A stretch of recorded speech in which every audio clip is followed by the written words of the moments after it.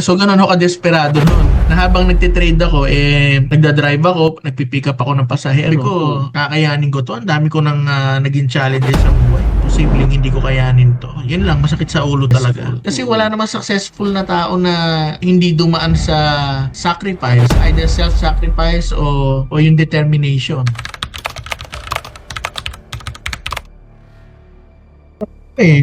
Kasi for the most part, talagang focused ako sa real estate. Ngayon, dahil malaki yung network at saka yung brokers network team ko dati sa Dubai, lahat naglalapitan sa akin.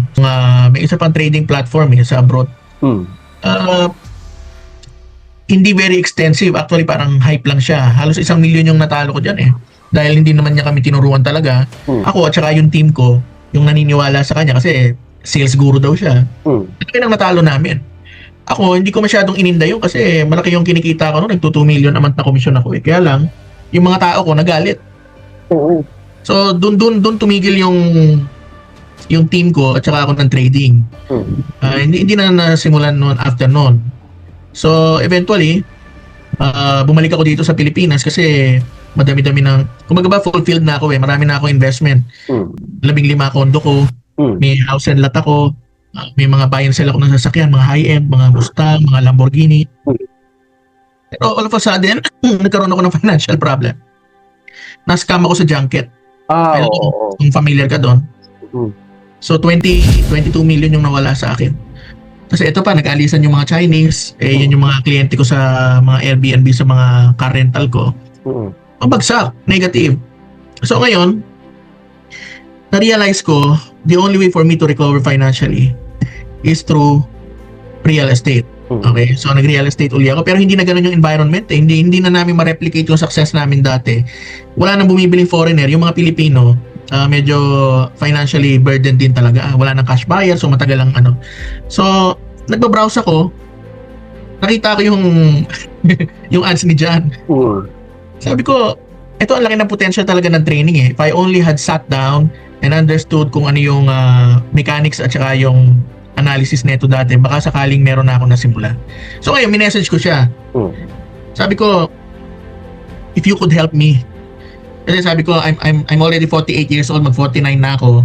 Sabi ko, nasa sitwasyon ako na make or break talaga ako. Dahil sabi ko, I was selling properties ng Palugi.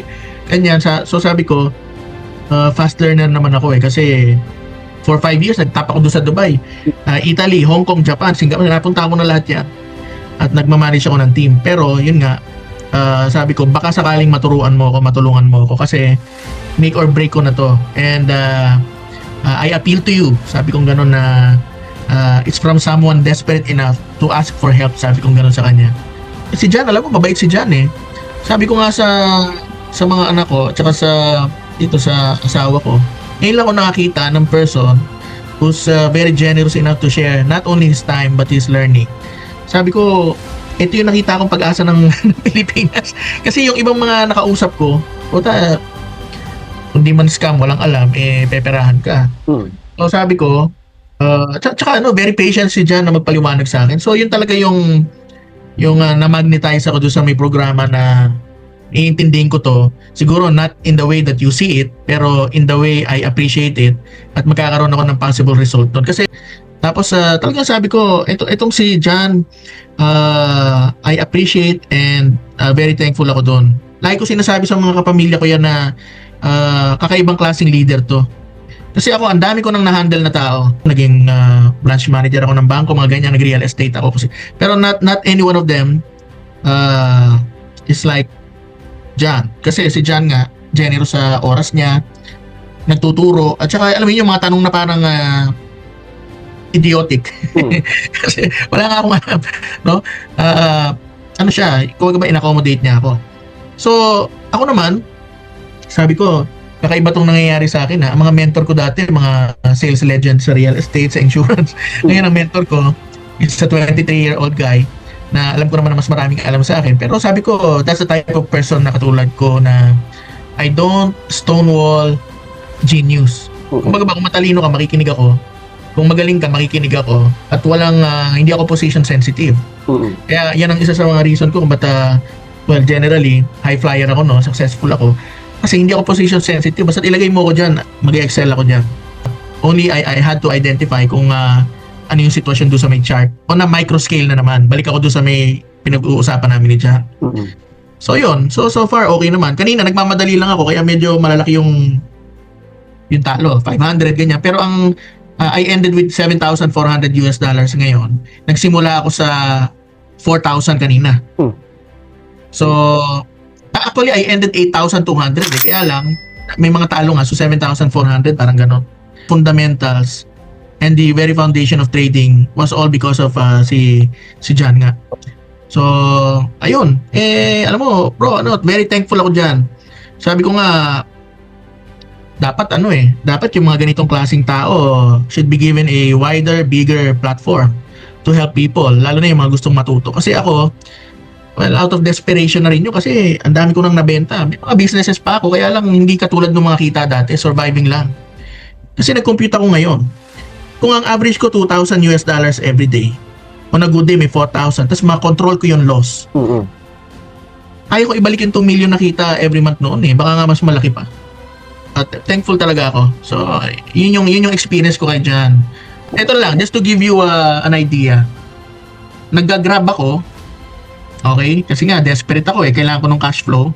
Tapos yung dalawang sasakyan ko, pinapag-grab ko.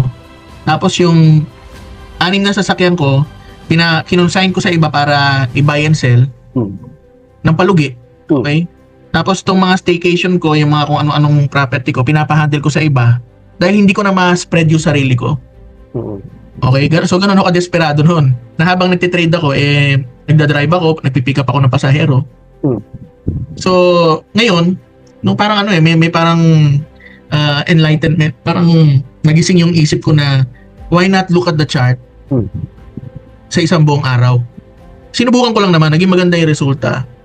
Sabi ko mukhang hindi traditional yung pag-appreciate ko doon sa chart, pero kung working naman sa akin, sabi ko okay na yun. I mean, I'm ahead in years at experience, sigurado naman mas may alam. Pero sabi ko, itong bata na to, itong si John, sabi ko napaka-humble din at saka ang sarap kausap. I need to try itong nakausap ko. So syempre, nung naikukwento ko sa mga friends ko, sa mga kaibigan ko, sila ang doubtful. Sila may doubt. Ako wala. Sabi ko, itong tao na to, he's on to something. Kasi yung trending, yung sinabi niyang one look. Actually, yun yung inspirasyon ko, kaya tinignan ko ng from afar yung yung chart ng one day. Yung talagang one look. Kumbaga ito one look. So sabi ko, all glory to God at saka kung ano man ang ginagawa ko ngayon, I give credit kay John. Walang taong makikinig sa akin eh. Siya lang. Dahil alam mo naman, pag may problema ka, wala naman tutulong sa iyo. Sometimes people revel in the idea na may problema ka. O diba? Ako naman, sabi ko, kakayanin ko to. Ang dami ko nang naging challenges sa buhay. Posibleng hindi ko kayanin to. Yun lang, masakit sa ulo talaga. Yung una, dahil wala nga akong ganong lalim na kaalaman dyan. So, inisip ko, imposibleng malaman ko ng 2-3 araw to. I need to sit down, have an actual experience kasi experiential talaga yan. And yung head knowledge ko, I had to marry it with yung passion ko talaga na ma-survive ito. And not only survive but to be actually excellent dun sa may endeavor na to. So yun yung the long and short of it, parang gano'n. Multiple factors kasi yun. Iniisip ko pag nakatingin ako doon sa may chart, yung foundation. So persistent talaga ako. Alam ko na and I have mentored so many people ngayon, may mga presidente na nga ng company ngayon. May mga senior vice president na ng mga real estate. So sabi ko, multiple factors. So pag nakatingin ako doon, iniisip ko, hindi naman hula ito eh. Educated assessment ito. Okay? That's number 1. Number 2, yung sabi niya may valid loss naman talaga. So that should not affect me emotionally. Pero the only way we are able to overcome all the hurdles at saka challenges and be on top is yung persistency nga. So persistent ka, may educated assessment ka ng bagay. So pag nakikita ko yung loss, I control my emotions kasi sabi ko hindi ko dapat magpa-apekto dito kasi yung emotions ko will get the better of my head. A loss is a learning. Ayun. Pero a win is a sort of a thank you na naintindihan ko yung yung kino-communicate ng chart sa akin. They need to follow the guidance of your mentor, our mentor si Jan, okay? Kasi hindi ka naman pumasok sa isang bagay ng bulag o ng that you're in the dark. Actually kaya kang tinuruan na enlighten ka so that should give you courage and bravery to plod forward. Kasi pag hindi mo ginawa yon, hindi ka talaga asenso. Yung one word na sinasabi niya, yung one look. One look lang. Kasi ako, nung nagtitrade ako dati, ayoko rin nung masyadong matagal sa chart. Pero eventually, ma-appreciate mo yon. And given all the knowledge at saka yung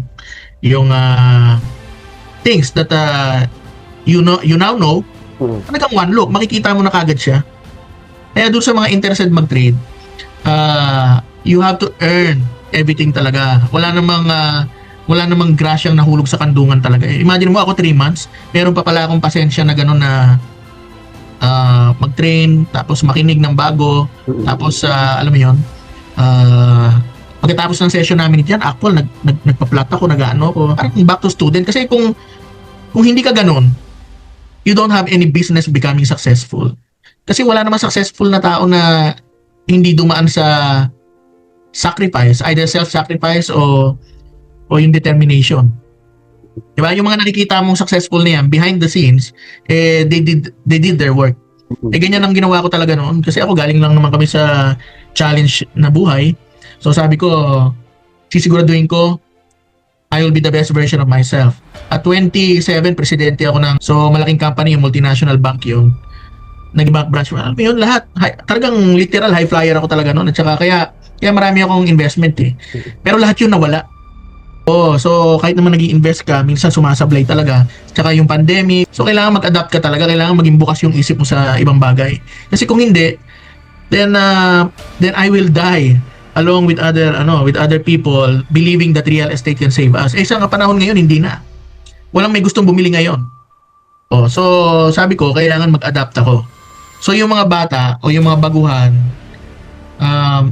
they need to talk to themselves and convince themselves na decided at saka seryoso sila. Kasi kung alam mo naman ng mga tao ngayon, minsan hindi mo makita yung sincerity. Kung sa mismo sarili nila hindi sila sincere, then might as well not go ahead. Do not go ahead, wag na lang. Pero ako, yun ang encouragement ko sa kanila. Kung talagang determined ka na maiahon yung sarili mo sa ganito, kahit saan ka magpunta, alam mo, pag nasa yun na yung knowledge, nobody can take it away from you. Next few years, 10, 5, 10. Hindi na mawawala sa akin to. Kung ba, nagustuhan ko na rin kasi hindi ka naman nanghuhula dito eh. Kailangan talaga dito yung appreciation mo sa chart. Kung ba, the whole 48 years behind my back is looking at the chart right now at yung decision na gagawin ko rest on that entire 48 years of experience at saka knowledge na yun. So now Patrick, ano yung message mo naman for everyone na kasi kapag napanood nila tong video na to, ano yung message mo para sa kanila? Mapa-beginner man sila, may experience sa forex trading, ano yung message mo para sa kanila? They need to try Trendly. Yun lang yun. Once they came across Trendly, they should not ignore. Kasi if I was the game changer in sales before, ito, life changer ito. It will change yung perspective mo. Kumbaga ba, kung yung direction mo dati, you will come to a point that you will have to reinvent yourself. Parang ako, dati real estate ako, dati ganito ako, dati nagtitrain ako. But then again, when I came across John's training o itong trading, then I'm forced to goodness to reinvent myself. Kailangan na baguhin ko yung sarili ko. 'Di ba sinasabi nila, ang pinaka matinding kalaban natin ay hindi ibang tao kundi sarili natin. That's one way of transformation. That's one way of adaptation. Yan ang kailangan na gawin ng mga Pilipino, ng kahit sino. O kasi if they miss out on that, napakalaking regret, no, na hindi nila nakita to, no. So yung Trendly became kumbaga parang something na you will appreciate. Kaya ako yan ang lagi kong bukang bibig. Ako ganyang klaseng tao naman ako eh. Forever grateful ako So, yung nangyari sa amin nung sa buhay ko at saka yung nakilala ko itong trendy si Chan, sabi ko, ibang klase itong tao na to. He deserves to be more successful sa buhay para maraming matouch na buhay at mabago for the better. Maganda yung word mo, yung breakthrough na yan. At saka sabi ko nga kanina, exciting times ahead. Kasi kung dati nagwa 1 million, 2 million a month in commissions ako, straight yun for 5 years yan. Sabi ko, eto, ang laki ng potential nito eh. Sabi ko, yung potential is truly limitless. At mas marami siguro ako matutulungan na tao. Mas marami sigurong, alam mo yun, yung revelation that this trading and this strategy can help change someone's life. Napakalaking bagay. Sabi ko nga kay Jan, dapat yung mga katulad niya, dapat merong may government support sa mga nagtitrade at pag-aralan talaga yan, i-include sa curriculum, 'di ba? Kasi hindi naman tayo tinuruan gumawa ng pera doon. Hindi naman tayo tinuruan magtrabaho doon, hindi naman tayo tinuruan mag-invest doon, 'di ba? Kahit naman na specialized course ka o professional ka, engineer, accountant, nurse, pwede mong gawin 'to eh. Baka nga mas malaki pa kitain mo dito eh. Totoo 'yun. So, ayun, very comfortable ako working like this at saka doing trading habang nagda-drive. Pag naka-stop ako, sine-check ko. O, kasi ganoon na nga ako mag-trade. Hindi na yung mayat-maya nakatingin ako. Siguro mga every 10, 20 minutes pag nakikita akong umaayon dun sa may forecast ko, nagiging assured ako, nagiging comfortable ako.